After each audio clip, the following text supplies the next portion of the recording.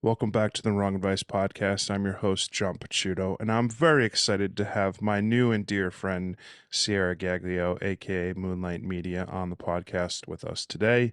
How you doing, Ciara? I'm doing well. I'm so excited to be here. Thanks again for having me on. The pleasure is all mine. I'm very excited. You were very, very gracious to be one of the three panelists on my very first panel discussion for the podcast, talking about what is art in 2023. And I thought, obviously, it was time for you to have your own solo episode where we can get to know a little bit more about Ciara, the wonderful artist that she is. Can you give a little quick introduction to the listeners into who you are? Yeah. My name is Ciara. I'm born and raised in New York, and I've lived in the city for over 15 years now. I come from two very artistic parents. My mother was an artist, and my father is an art collector and dealer. And I have always been around art since the day I popped out. It's been a lifelong obsession for me. And I started my professional artistic journey when I was in college. I wanted to be a journalist and go into advertising. And I absolutely hated the courses and the curriculum. And I decided I'm going to take a photography and digital media design class.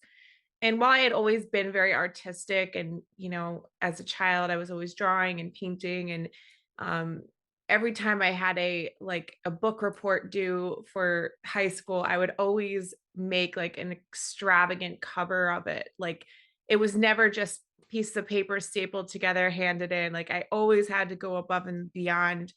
So I said, why am I not doing this in college? So I took a class and it was an elective, and I immediately was like, "Oh my god, I'm changing my whole career path. Like, I need to do this." I learned like Premiere Pro, Final Cut, Photoshop, and this is kind of when those programs were just becoming like available to the masses. And I said, "I want to be a graphic designer."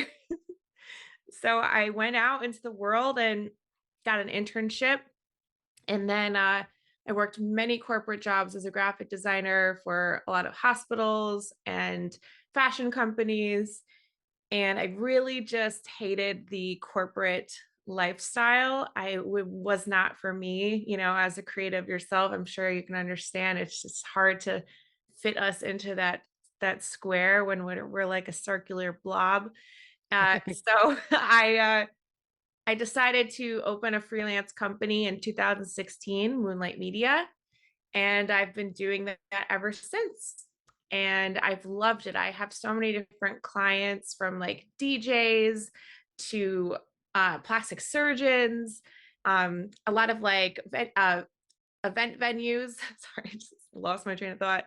I've done everything from like dog clothing to like asphalt paving. I've worked with like every single type of client, and it's really helped me understand the process of design, from concept to creation. And I just really enjoy creating no matter what medium it's been. And then, I've always done photography on the side, just as a hobby. I've always loved photography, and I will just randomly get my friends like, "Hey, you want to do a photo shoot?" Or like, "Hey, you need save the dates? Like, let's go take some photos." And that's always been like a side thing for me. And so yeah, and then in 2021 I discovered NFTs through a friend, and I was like, "What the hell is an NFT?" So I was like, this is so weird." But he kept posting like, "Just sold another NFT, just sold another." And I'm like, "What's an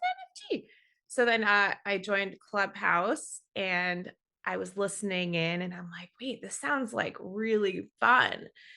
So I had like folders on my computer of these like composite images that I've made just for fun that I've never done anything with. And I was like, let me see if this is an NFT, like, because it was still so early and I didn't really understand like what was happening or this huge like art movement at the time. And I ended up selling a few of them. And that was, that was where it just became part of life. Yeah. Here I am. I mean, it's awesome. Obviously, you and I met through the NFT space, in one of probably 100 million different Twitter spaces that I frequented for the better part of 2021 and 2022.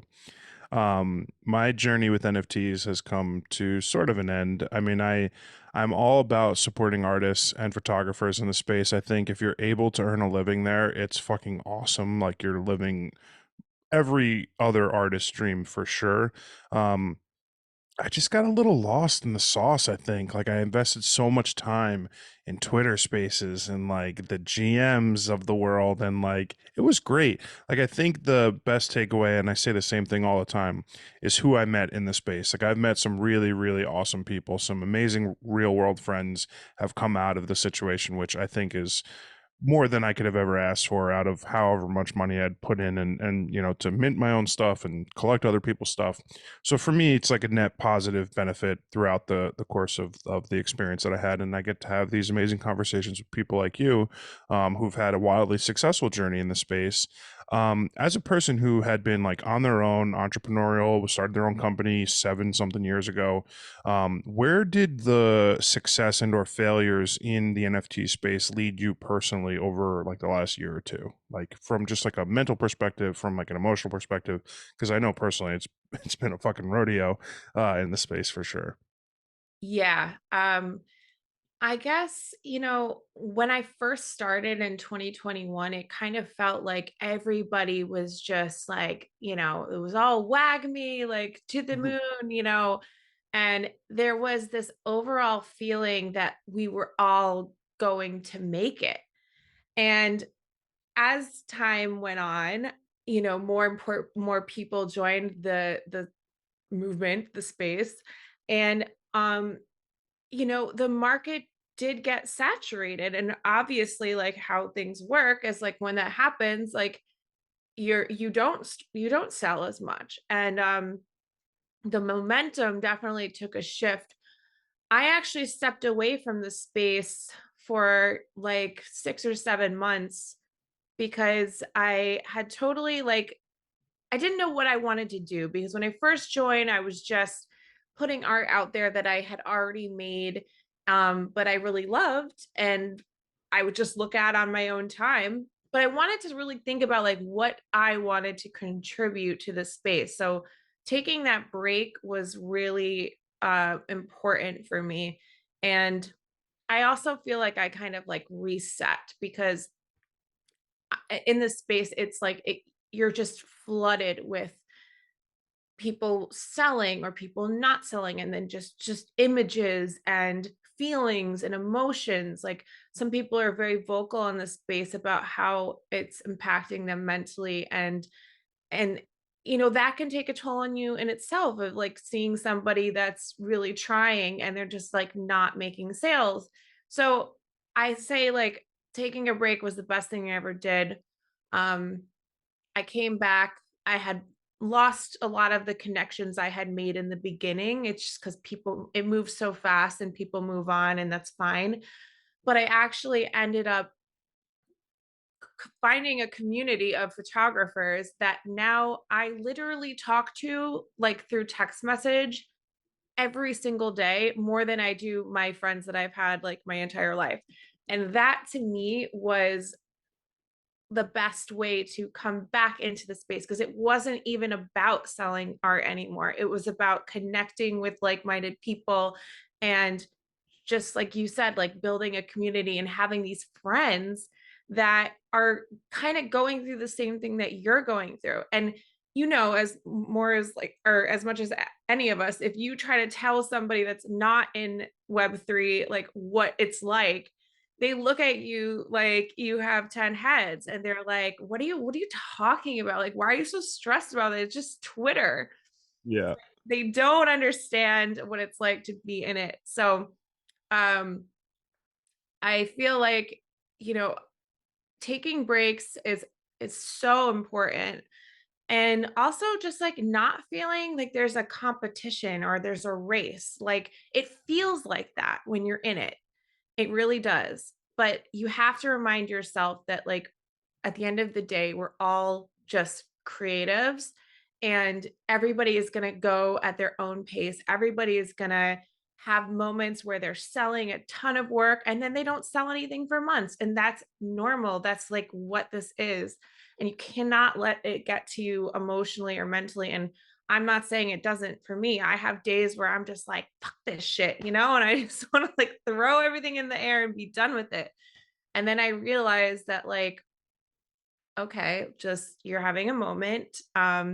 Take a breather and let's come back to this in a few days. So Yeah. that's how I deal with it personally, is just like not trying to not let it consume me. When there's good times, celebrate the good times. And when there's bad times or slow times, use those moments to build yourself. You don't have to even be creating, just like do things that make you happy. And then you come back and you're like, oh, like I'm glad I'm back. Yeah, I think the you touched upon some really important aspects. There is like a big, big issue with mental health in the space. I think people really, really invest a lot of time, effort, and energy into it, and it could be a detriment if you're not succeeding in spending a lot of time, effort, and energy into something. And I that's with anything in life.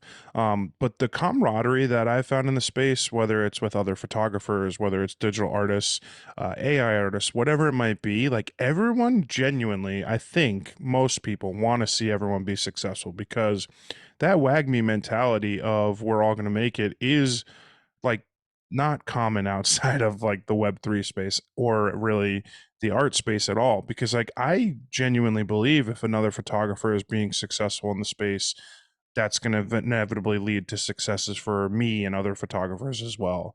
And that's rare because when you talk about in like the real world, if there's another photographer getting the job that I wanted, that's not a really instance where I'm going to be happy for them, right? Like I'm like, oh fuck, I wanted that job. So I thought that the community aspect to the Web3 space was and is the only thing that keeps me hanging around because the people are great. And like as you get older in life, I'm old as fuck.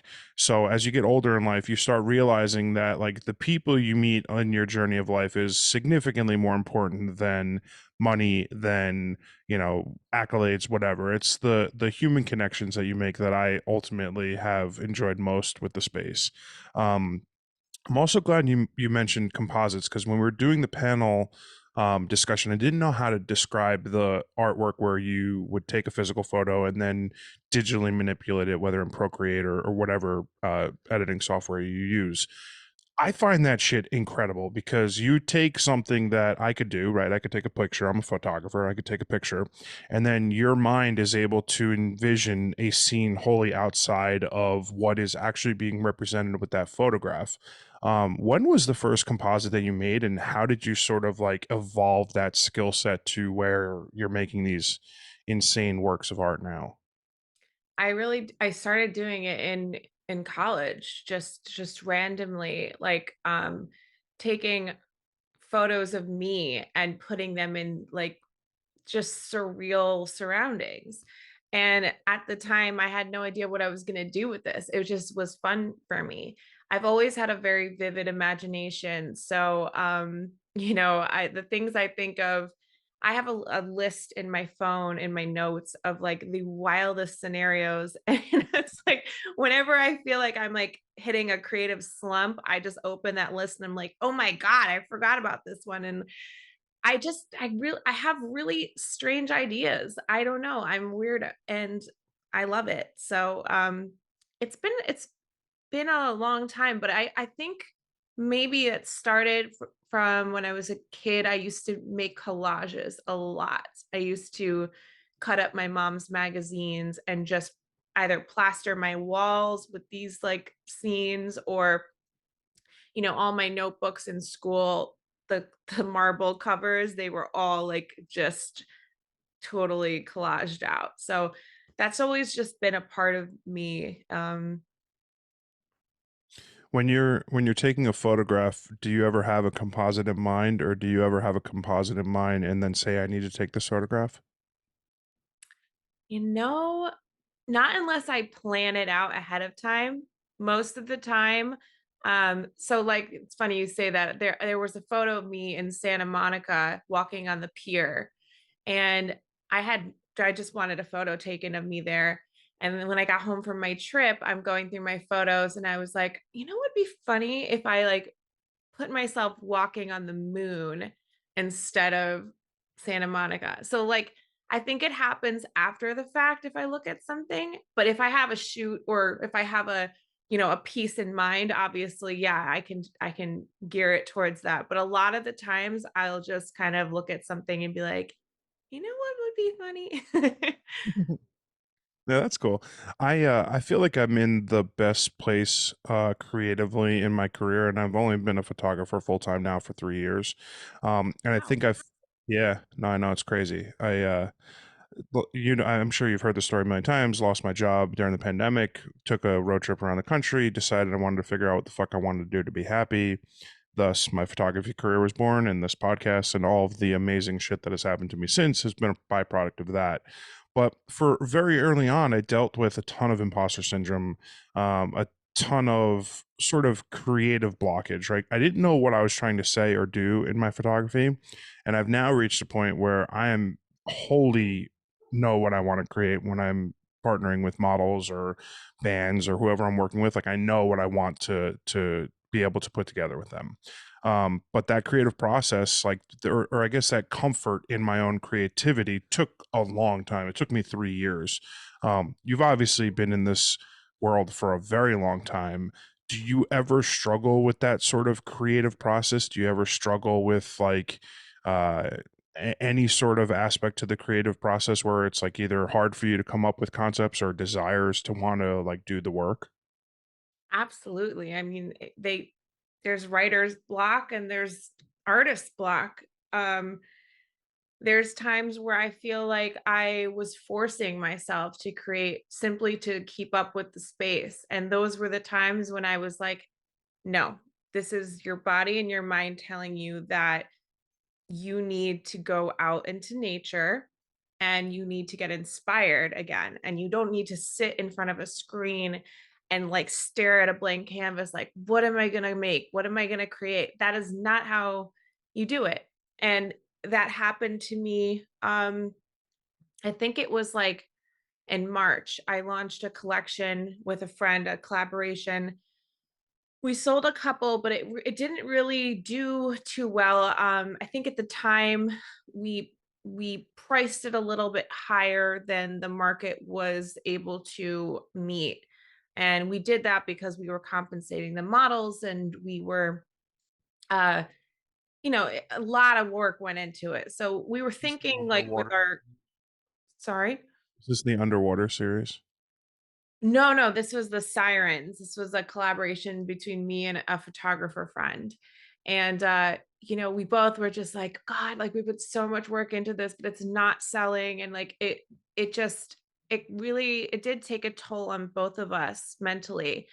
And I was like, you know what? Like, it's okay. The art is there, it's done. We love it. We had an amazing time collaborating. And that says something about it. And the next month I booked a solo trip to Costa Rica because I was like, I need to go figure out, where my head is at. And being alone for 10 days in a new country and just like taking in all of the sights, the sounds, the smells, everything, and also just having so much time to like think not even about what I was creating, just about life and how lucky I am to be alive and like being able to be in this country traveling and doing this. It shifted my brain, I guess almost as the way like a psychedelic kind of like resets your brain. And for me, like I traveling and change of scenery and surroundings, that always does that for me. So I came back from that trip and I was like, I had so many ideas and I was just like so ready to create again. But it was it took that leaving everything behind and just going off to kind of build that momentum back up in my soul to create. And Yeah. I think every artist should take time off and take time away, you know. Yeah. I You love that. need to.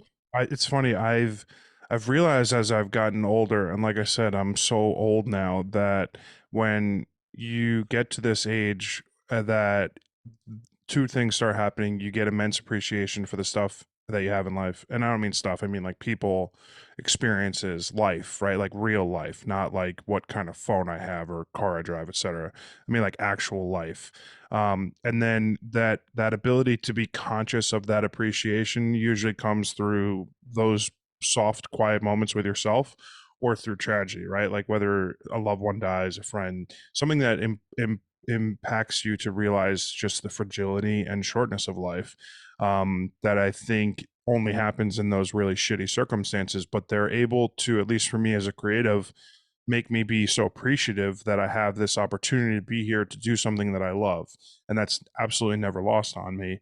And I'm glad to see that you relate in that as well, because I think it's a tough concept for some people to understand that like this is not always a given. We're not always going to be able to do this kind of stuff, and sometimes it takes that kind of pause to realize that.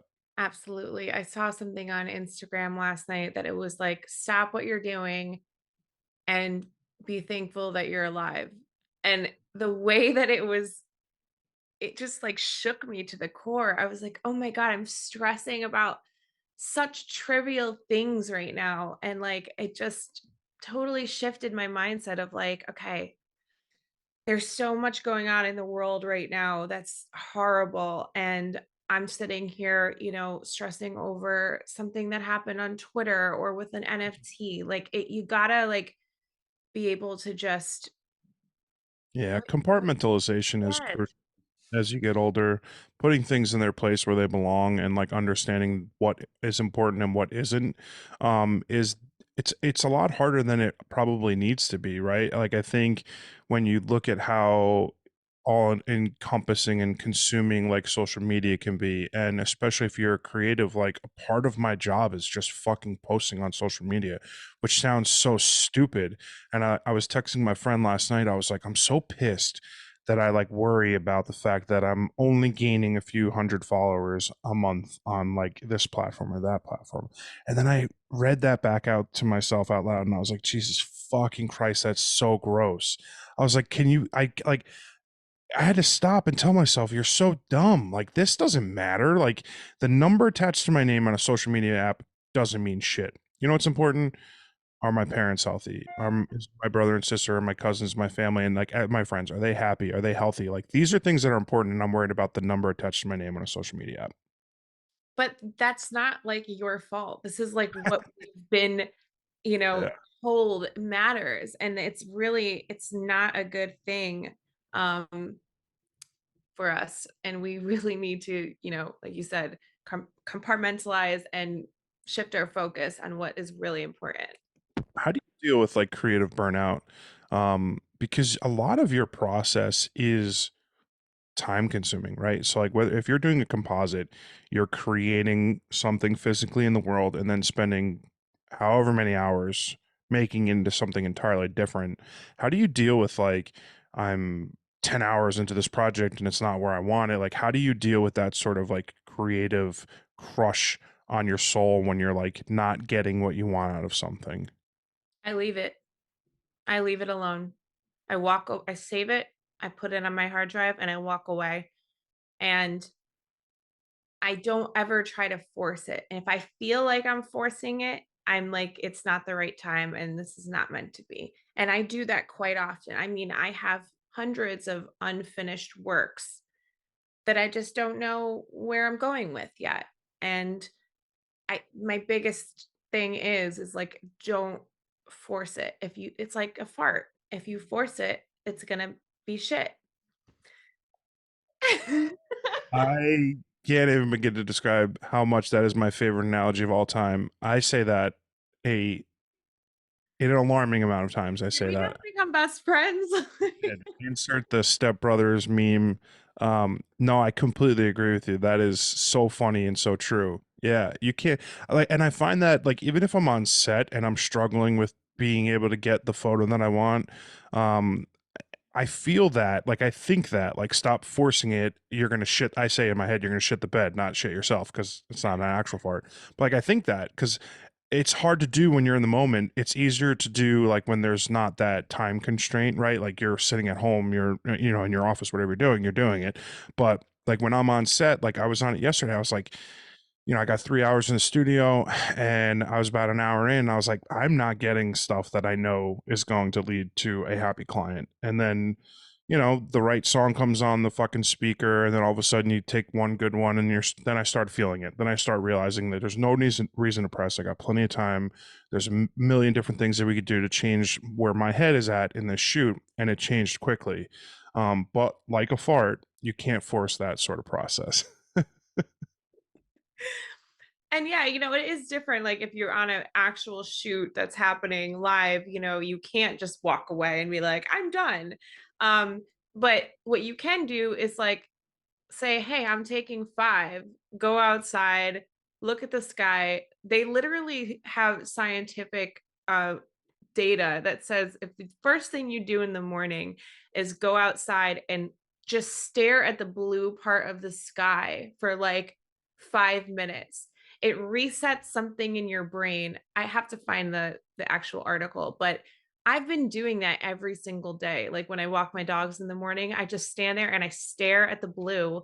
And since I've started doing this, it's almost like a form of meditation for me. So if you are in a shoot and you're just like, oh, I feel stuck, like just doing silly things like that, like getting some Yeah. fresh air. Like it's like I I gotta try that. I have a bad yes, habit of my mornings like slowly rolling into like the day. Like I have read a million times how first thing you do, don't get on your phone when you're laying in bed. And what do I do every morning? I fucking grab my phone and I look at what I missed and blah blah. Like it's the worst.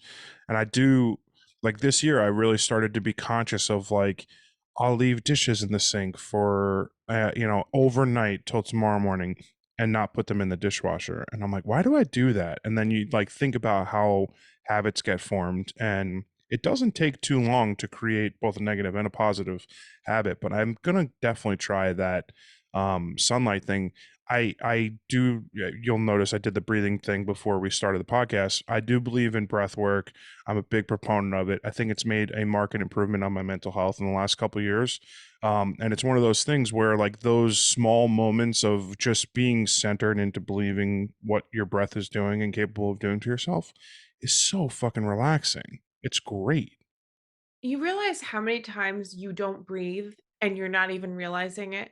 Like I just had to remind myself just now that I wasn't taking like natural breaths. And I'm it's just because we're so used to like I don't know, like we're so consumed with everything that's going on. Maybe we forget to breathe, and that's like what keeps our brain oxygenized and like keeps our creativity flowing. So breathe, people. Mm, Don't forget to yeah. Don't sweat the small stuff is a great life lesson. yeah. I've over my journey over the last 3 years of like discovering who I am, I think one of the most important lessons that I learned is that other people's opinions of me, besides my family, don't matter. I don't stress about what the people on Twitter think of my work or Instagram or how many likes and stuff. And I catch myself at times realizing that I am thinking about it, and I have to break that cycle. But I think one of the great things that I've sort of uncovered over the last couple of years is that my successes are going to be predetermined by how hard I work and not by anything else. Like no one else is going to tell me whether I'm going to be successful or not. When you look at your own sort of journey as an artist, do you have trouble understanding or developing a metric for what you consider successful? Because to me, you have your own company, you've got a million clients, you're doing like the work, right? Versus the artist side of you that is selling artwork as NFTs, digital creations, etc. Do you ever struggle with being able to sort of like put a metric on how you're doing? All the time. Um, and it doesn't help that after the pandemic, a lot of my clients decided to, seek cheaper alternatives to design, whether it's doing it themselves using like Canva or using sites like Fiverr. Um, you know, it's been it was a tough time. I was on unemployment for the first time in my life, and I was like, what am I going to do? So as of late, I think just getting feedback from other artists in the web3 space has really helped boost my confidence as an artist. And I'm not talking likes or retweets or share like anything like that. I'm talking about like genuine conversations that people are like, well, this really resonated me with me in this way, and like I felt this when I looked at your photo, or even just meeting you and talking to you and you saying how you appreciate my art, but you're not a digital artist, you're a photographer. And I think to me, like, that has been like so helpful to my confidence and how I view myself, and how I view like how I gauge that I'm doing like success wise. And that's been like the biggest thing for me, is just having creative friends that I can talk to and bounce ideas off and be like, what do you think of this? Like, what is your honest opinion? And not that, like, everybody, art is so subjective. Like, everybody sees art in different ways. And I'm not going to use other people's opinions like to deem my own self-worth. But it is nice to like be a part of a community that like they have a general understanding of art. And yeah, I guess that has been like, recently that has been one of the ways that you know I don't know. Also, like, I had never had a following on Instagram on my art page ever. I had like 1,000 followers, and it never grew. I could barely get likes, and I just was like, I don't think that what I'm posting is resonating with people. And it wasn't that. It's the algorithm, and it's how Instagram works, and all that jazz. um and then I started feeding into it a little bit and being like, well, it's telling me to use this song with this reel. Let me try to like put my art to that. And my page grew like exponentially. And Yeah. I Plus, the don't, work being good doesn't hurt. yeah, I mean, No. thank you. I definitely have gotten better, as an artist. Like my skills have grown, but that is also like, I know it's like stupid to say, because we were talking about how social media should not um it should not like The duality of it, though, right? It shouldn't matter, but at the end of the day, in order to get more clients, more eyeballs, and more people buying your work, you need to fucking, stroke the ego of that algorithm so that they deem your content worthy enough to push it out to people beyond whoever's following you. It sucks. yeah. Well, the point of this was that, like, being that my page has grown, I've been getting more work. Like, that's paying jobs, like people are asking me to do portraits of them in the city. And then I'm getting people like, hey, do you want to be an artist on this team, and do you want to do this collaboration? So like, I guess putting the work in on social media, as much as like at first it felt like I was just doing what Instagram wanted me to do, it did like open up a lot of doors for me recently. So I kind of, Listen, I love that. It's that it's the only part of my job that I have a real hard time putting the work in, right? Like when it comes to being a photographer, it's really easy for me to want to learn new skills, new techniques, try new film, whatever it is, like from like my job perspective. But the part of my job that I have a really hard time focusing on and spending the amount of time that it deserves is social media. It is looking up the trending sounds. It is how long it needs to be, how many photos does it need to be in a carousel, like all this shit. I have a hard time putting in the effort because to me, it's just like so tertiary to like the thing that I do. it is important, but it's not what I love. I love taking photos. I love spending time with an individual, getting to know them, and trying to capture 1 to 3 to 5 moments, whether we're together an hour, 2 hours, whatever, that resonate with who I am as a photographer and tell a story that I'm trying to tell. A lot of times I don't know what I'm doing when I'm there, right? Like I don't know what's going to come of it. There are those sort of in between moments that happen that I'm like, now I can see what I'm trying to create.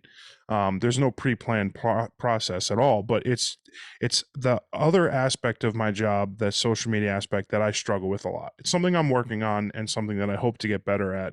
But yeah, it is a struggle for sure, for sure. Yeah, and it does it takes it's a time suck, you know, you have to I've been saying I'm only gonna do social media posting and responding to messages and any type of like scrolling from like 10 o'clock to 12 in the afternoon. Like those not like consecutively, but those are the hours. And then throughout the day, like if something comes up and I want to respond, yeah, but like you have to dedicate a certain amount of time to it because if you just spend the whole day doing it, it's like before you know it, you're like, what did I do today? Yeah, well, TikTok will have that effect on me for sure. Oh God. That's why I don't use TikTok because it's like scary how it sucks you in. It's tough. It's tough, I will tell you. And it's weird because from like a social currency perspective, like the thing that I think I would like to have the most following on is Instagram. As a image maker, I create photographs. I think that the number attached to my name on that platform matters a little bit more than others. I just for some reason want to get big on TikTok. I don't know why. It's so fucking dumb. It's so dumb.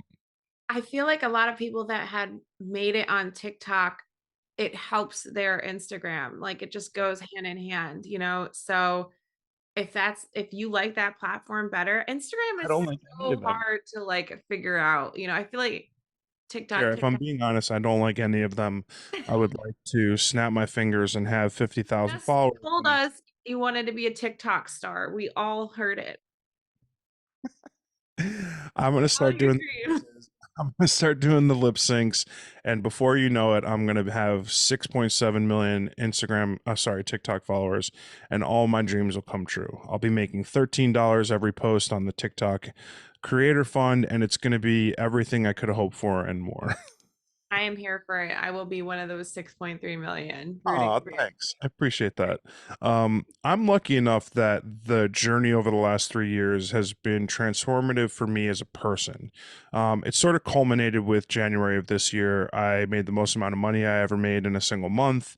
I've just sort of put it all together, and I've hit my stride in my creative career for the first time in 3 years, and it's a really wonderful place to be in for me because I have now a bit of financial flexibility and freedom that I didn't have, say, 6 months ago. I have really great reoccurring clients who are booking me all the time. And I've just sort of found my sweet spot of like what I'm doing. And as I look forward over the next month, like I'm going to get to shoot some really cool music stuff, which I'm super thrilled about. And even heading into March, like I'm just on par or on pace for having probably the best year of my life creatively. When you look at yourself and like how your process has sort of oh, Jesus, what are you trying to say, John? How your process has sort of gone over the last 2 3 years. What are your like some of your hopes and dreams for yourself for 2023? If I'm being so honest, 2022 was a rough year for me. True that. Mentally, emotionally, physically. Um, I was like, when it struck midnight at on New Year's, I was like, this is it. This is the last time I'm gonna feel like this. Mhm. And going into this new year with that mindset, even if I have a bad day, I'm like, this is a bad day. This Mhm. isn't a bad year. This isn't a bad life. Cool. And I think my mindset has changed exponentially this year. And because of that, I've seen good things happening, you know? Whereas 2022, I feel like I could not get a grip on all of these things I wanted to do. I wasn't working out. I was eating like shit. I was drinking too much, going out and just like Numbing. wasting time. Yeah, and I just felt like that was the year that like never ended, and I just could not wait to just start fresh. And yeah, you don't need a new year to start fresh. You could start fresh tomorrow.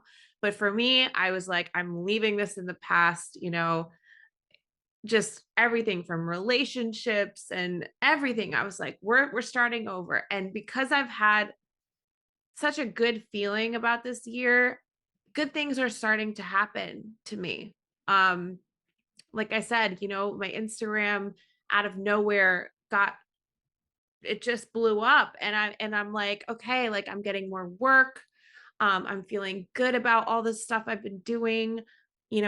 It's like I don't even if I don't even sell an NFT for a month, I'm still happy with where I am. Like I have amazing friends. Um I'm showing up every day, and I'm going to the gym at 6 in the morning, 3 times a week.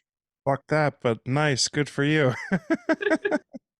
I'm a 6 p.m. guy myself, but no, I appreciate that. You know, No, I it's I never thought I could do it, yeah. until I was forced, and then I actually liked it.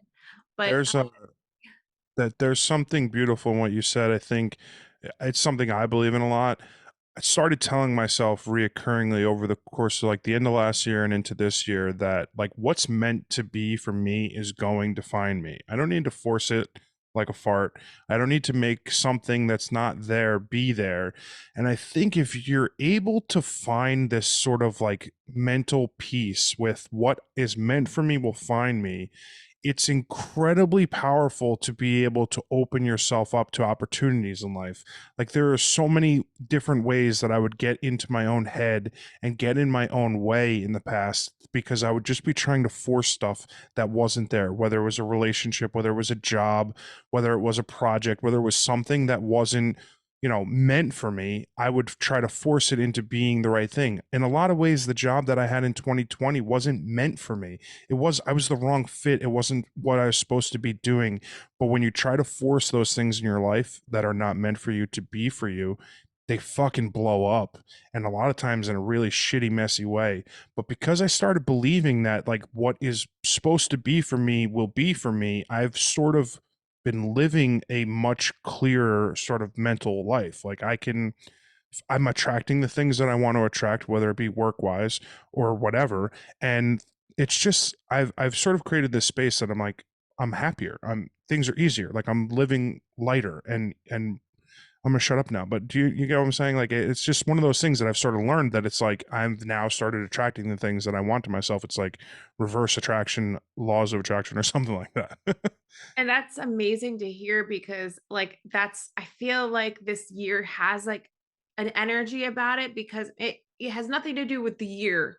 It has everything to do with us being so fed up with the bad habits that we got into, stemming after the pandemic, and just being like, "Oh my god, like, it's time to make a change." And then the other thing I wanted to say that it kinda touches on, what you said about, like, in 2020 you were just like not there, you were not having it, um is the power of saying no. That's something I've had such a hard doing my entire life. Always, I don't want to say I've been a people pleaser, but I hated letting people down, and I hated um not coming through, not showing up. And in 2022 I feel like I said yes to so many things that I didn't want to do. Um and I got screwed over a lot of times. I said yes to projects, and I was like, yeah, I'll do this. I'll animate this for you. And then, I never got paid. Or the project dissolved, and like it just, I did so many things that I thought I was supposed to be doing, but I didn't really want to do. And even this even goes to like your friends are, it's a Thursday night, your friends are like, come on, let's go drinking. And you're just not feeling up for it. And you're like, "Oh, I really have a big day tomorrow, but like they really want me to come." Like it's something as small as that.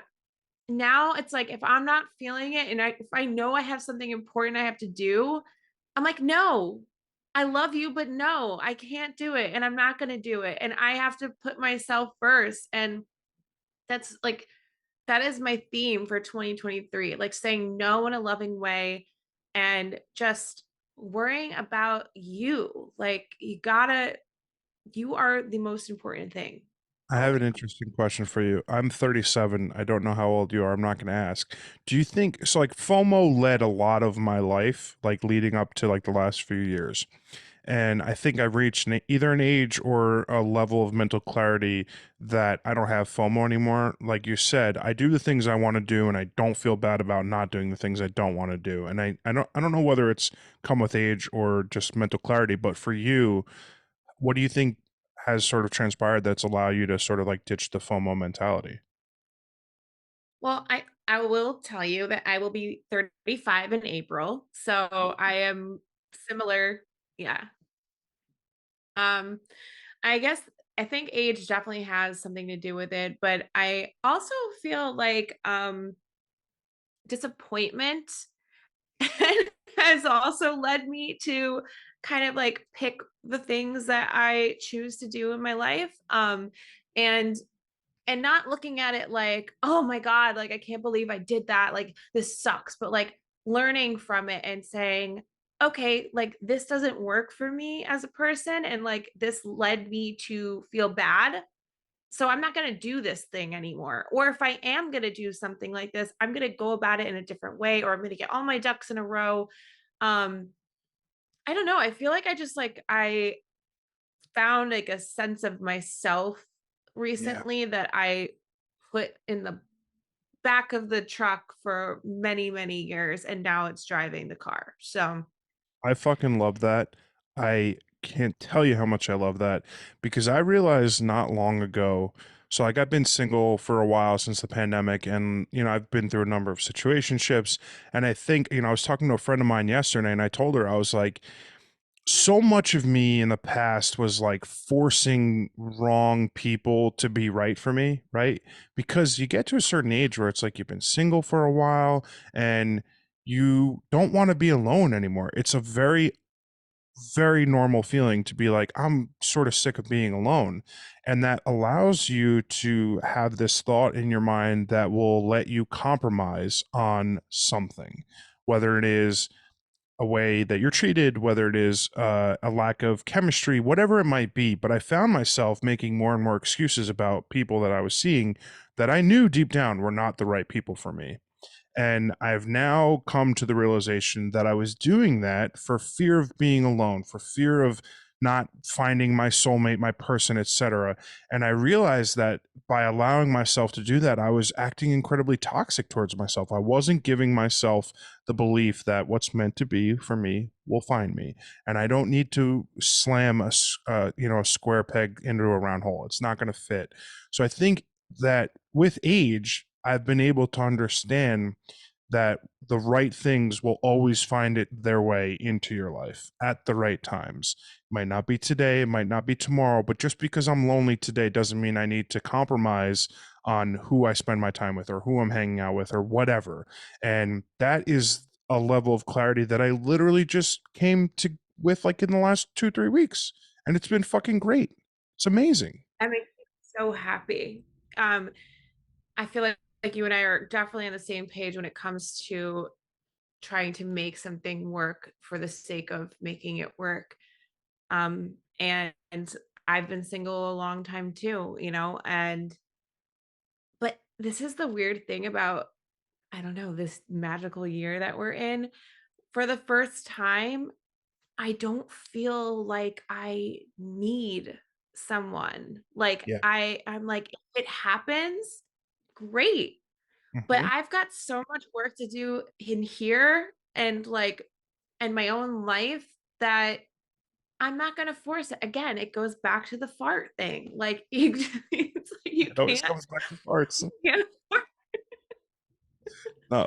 Yeah. Yeah, I'm just like so content being single and like, you know what, just living my life. And I honestly feel like for people like you and me who have been through everything under the sun, the right situation is going to just land in our lap when we least expect it. And when we are our fullest self, which it seems like you and I are both kind of getting to that point where, we haven't been that way in so long. So Yeah. let's You find know, it's out. it's one of those things that like thankfully with the aid of therapy, I know who I am, right? I don't need to compromise myself or what I'm looking for another person. I need the person that's going to make my life better. I don't need a person that's going to come in here and change things and like alternate like or change what I want, right? Like I think for a lot of times, like you look at like the divorce rates like close to 60% now. That's fucking crazy. But it's like that because you go on social media, everyone's getting married, everyone's with someone else. You get that FOMO, you get that mentality that, oh, I'm doing something wrong by not being with someone. And I think it like goes back to what you said, like don't force things in your life, whether it's your job, whether it's your relationship, whether it's your college, whatever it is. The right things that are meant for you are always going to find you. As long as you open yourself up to the possibility that it might be something completely different than you thought it was going to be, and it's okay to make alterations and changes to the plan. It's okay to go your entire life working in corporate America and say, hey, I'm going to take fucking pictures for a living and I'm going to start a podcast and I'm going to live my best life because that's what's meant for me. And like what's meant for you might be being an accountant and working Oh God, 170 no. hours. If anything, I would just buy a farm and just have like 1,000 animals on it. That would be the So only other my only career goal in item. life is to win the Mega Millions so that I can open up a dog rescue farm. Like literally, you send your dog to me. I just want to have like 50 not volunteers, 50 paid hands, just taking care of like every rescue dog on planet Earth. If there's a dog in America, Literally the dream. yeah, that's all I want. So I need like a couple 100 million, but I'm close. I'm only like 299.999 million away. So I'm close. Listen, what you've been doing lately, with this podcast, I feel like this is like just the beginning for you. You're such a great, host and presence, and you speak so clearly and intuitively. And I think that you have a really good thing going here. So Thank you. when you do open the farm, I would like to be one of the like volunteers slash workers. So Deal. You're locked in. Sarah, I'm incredibly appreciative that you spent your time with me for the second time in 1 week and came on my podcast. I have a very cheesy line. If you've been on my podcast, you're part of my family. Welcome.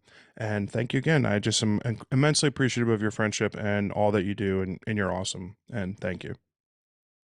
thanks for having me. I like my mood has lifted so much just from this conversation, and like it doesn't even feel like it's been recorded. It kind of just feels like we've been, having a beer or a coffee. And it's been so great to get to know you better, and also like to let me share my story. Like I'm so appreciative of that. And good things for 2023. That's it. That is the motto. Fuck yeah. Let's get it.